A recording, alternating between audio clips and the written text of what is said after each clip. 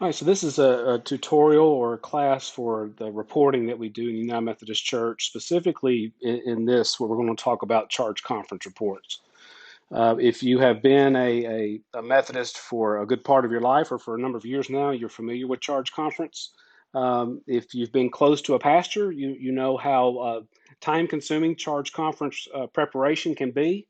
But and for some people, it's difficult, but for others, it's not really too bad. And so, the key in doing your charge conference and in getting ready for charge conference is making sure you plan well ahead, because you're going to have meeting approvals at certain times before your charge conference takes place. And so the charge conference season, it's between September through November.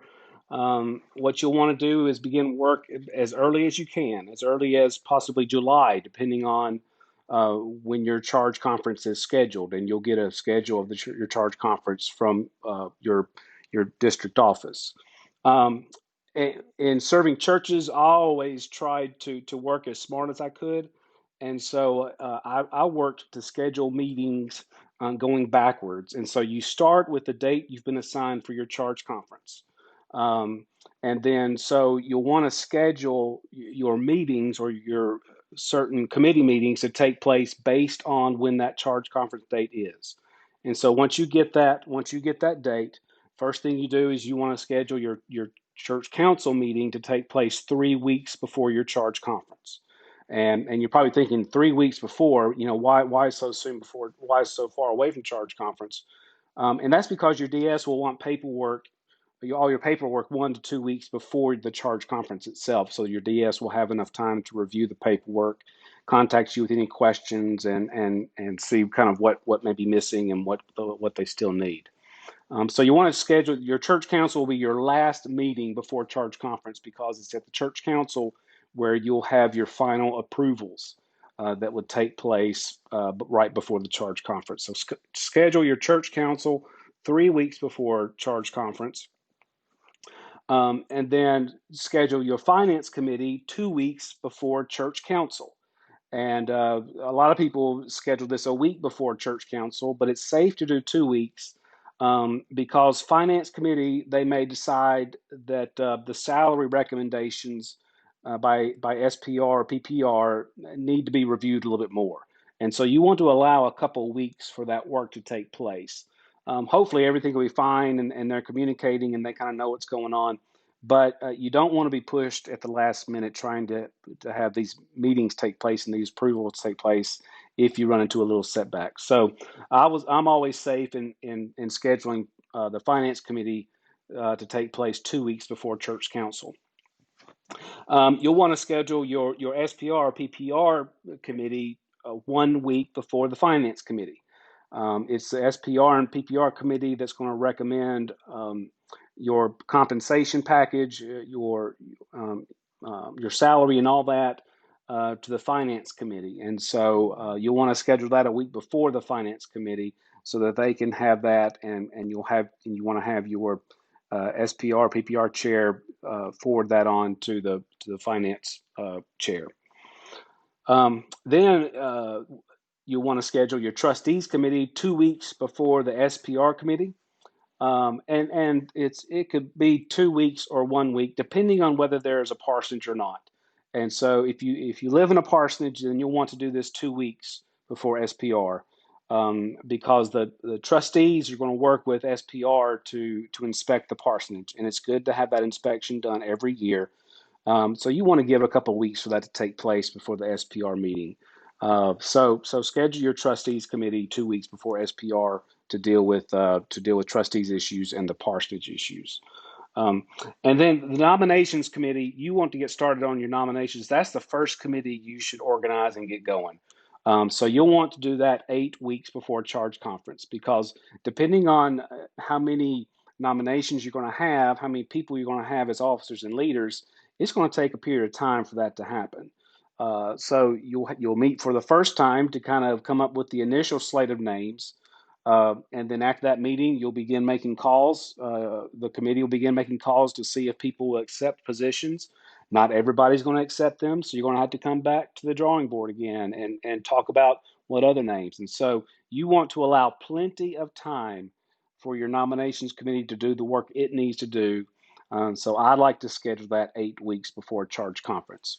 Those names have to be contacted, and they have to agree, and all that has to be in place before your church council, because your church council will vote on those officers and leaders for 20 and 21, and it'll be the church council's recommendation to the charge conference for the final approval. So kind of work smart. Go from what your charge conference date is scheduled for, and then work backwards, starting with the church council, because that'll be the very final vote that will take place before charge conference, and then just keep going backwards and going backwards, and you should have it all by then. If you get it all scheduled that way, you'll have plenty of time, and you should have everything in place 1 to 2 weeks before your charge conference date. A smart thing to remember as well is to pass on reports that you can. And so you're going to be sent, or you're going to be instructed to download the charge conference packet from the conference website. And it's going to have, I mean, it is going to be a packet. It's going to be a thick packet of papers and of information that needs to be completed. A lot of that can be passed on to other people to prepare. And so pass on the reports that you can. But when you pass them on, make sure you give them a deadline for them to return it to you. And so I would recommend that they have it returned to you at least 3 weeks before charge conference. That's just to be safe. That's just to give them enough time, and make sure you follow up with them. So what can you pass on? Well, you can pass on certified lay ministry reports. And so if you have a certified lay minister, a certified lay servant, or a certified lay speaker, pass those reports on to them as soon as you can, so they can go ahead and get that filled out and get it back to you. You can pass on the trustees report to the trustees chair. And so get that in the hands of your trustees chair as soon as possible, so that they can begin working on that report. Every year, you'll have to continue to send in proof of insurance for the property and for the liability. So make sure your trustees chair understands that as well when they're preparing the report. And then you can send to the parsonage report. I always like to give this to two people. If there's a parsonage, I like to give it to the trustees chair, and I like to give a copy to the SPR chair, because essentially the SPR is in charge of the parsonage and the upkeep and making sure the parsonage is fit for the pastor to live in. But they want to work in joint cooperation with the trustees. And so I've always tried to give a copy of the parsonage report to each of those chairpersons, so that they can work together on getting the report finished. Okay, so and then the final things that you can pass on is only if this is applicable, much like the certified lay ministers. If you have any clergy that are a part of your congregation, they need to fill out a form as well. These will be clergy that are not serving right now in a local church, but they have listed your church as their charge conference. And so that would mean an annual report of the deacons. If you have any deacons in your church, it would include the reports of any retired pastors. So if you have retired clergy that are part of your church, you would have them fill this out and get this to them. If you have any clergy that are on honorable location, they need to fill out a report as well. So you'll hand that off to them. And then any clergy that are on voluntary leave of absence, you'll need to have them fill out a report as well. So again, kind of as soon as you get the packets, you go ahead and get those out to them, so that they can start filling that out, and so that they can get it back to you.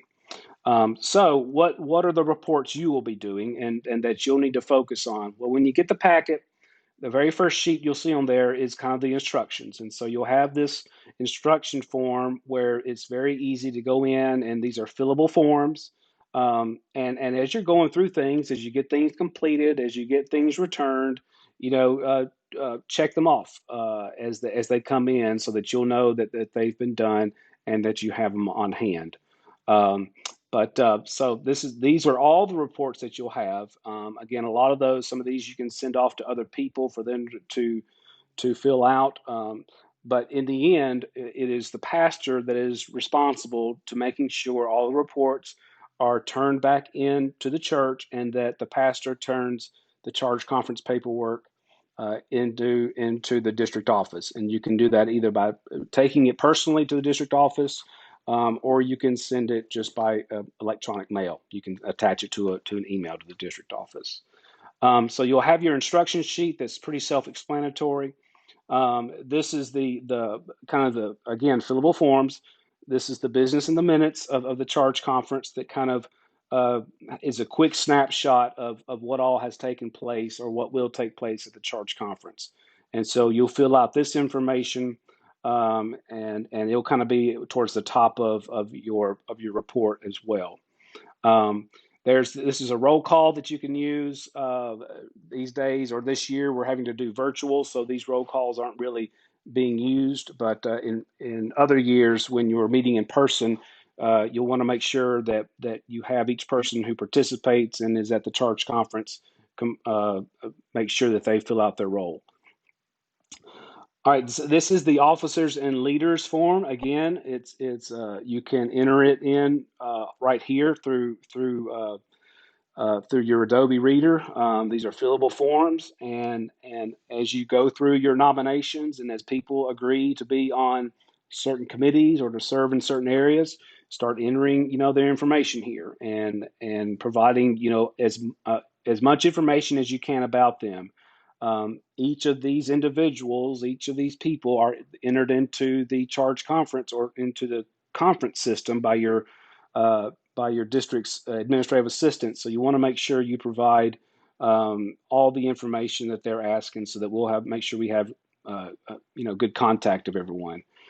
This is quite a few pages, and so it's just a number of things that you fill out. Remember this too, just because that there is a line for it doesn't mean that there has to be a person in that spot. You may not have a person that's a Wesley Foundation liaison. You may not have a worship chair. You may not have a youth ministries coordinator. So you'll just fill out what is applicable to your local church. The main things that need to take place are trustees and SPR and PPR committee, the church council, and the finance committee. So you've got to make sure that those slots are filled. But there are many things on here that are only applicable if you have that available at your local church. So just keep that in mind as well. You've got this is going to come down to with your PSW that was in another class.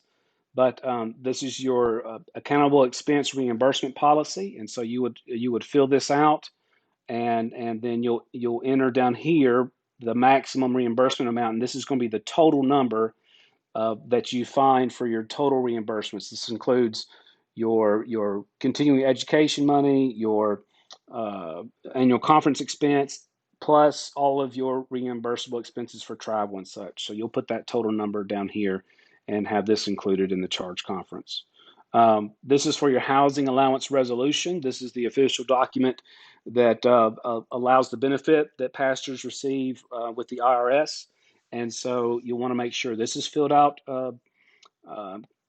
correctly. If you are living in a parsonage, you would complete the top part. If you have a housing allowance and you live in your own home, or if you're part-time and you live in your home but don't have a housing allowance, you would fill out this section here. And then if you receive a housing allowance, you'll fill out this section right here. And so there's a number of signatures you got to have for this form. So you'll fill that out, get that completed. This is going to be your report for your annual report of continuing education.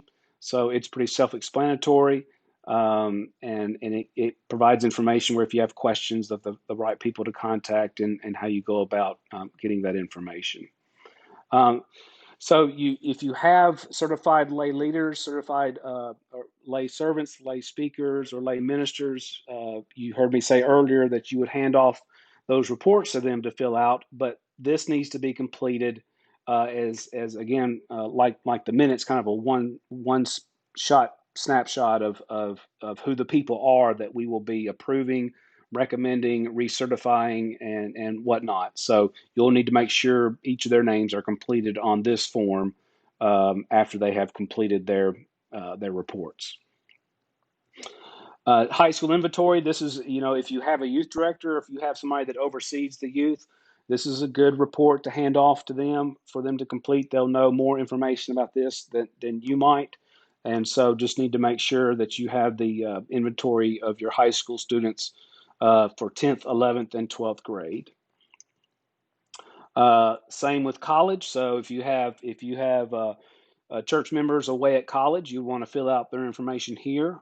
You may have your youth director, or if you have somebody that works with youth, they would probably know more about this than you would. Again, it could be another form that you pass on to somebody else to complete for you. Safe sanctuaries. We've heard a lot about safe sanctuaries over the past few years. This is the annual checklist that you go over just to make sure you're complying with safe sanctuaries guidelines and policies. And so you'll fill this out. It's always good to attach to this your actual policy at your local church for safe sanctuaries. So don't just complete the checklist. Be sure to include the actual policy that was written up with this report as well. This is the reporting form for preaching stations. This is only if you have a preaching station attached to your charge. And so if there is one attached, make sure you have this filled out for the preaching station. And then kind of the final thing towards the end is the schedule of worship services and studies. And so this just helps the conference and the district office to stay up to date with the services that are taking place at your local church, the times and the type of services that are being offered. So just make sure you fill that out as well. One thing that is not included in the 2020 charge conference packet that will typically be there is, and you'll see down here, it's kind of marked through, but it's the pastor and congregation report. So due to the pandemic and working to keep less, to keep less things off your plate, we didn't worry about doing this report this year because we've all been kind of working through the pandemic. But this will be an annual thing that you'll do. So just know that it will be a report that you'll have to fill out and that you will present at the charge conference. In churches, when I've served churches, I always like to get the lay leader to work with me on this, so we can have, information coming from both the pastor, then also coming from the lay leader in this report. Also left out this year due to the pandemic was the outreach and mission participation report. This will be something that will be in future years, simply just indicating mission trips that are being planned, outreach that's being done, and that report gets turned in as well. And then part of that is the mission team's plan through your congregation. So that's not included in this year. So that's pretty much your charge conference work. And once you want to make sure that people you have handed off reports to get it back to you well before charge conference, so that you can have all your paperwork and everything ready to turn into your district office a week or two before your charge conference date. Any questions about charge conference forms or how to go about filling them out, or any questions related to this, you're welcome to contact me, Jason Gattis, at the Smoky Mountain District, or contact your district superintendent, and they'll help you through it as well. So thanks again for joining, and have a great day.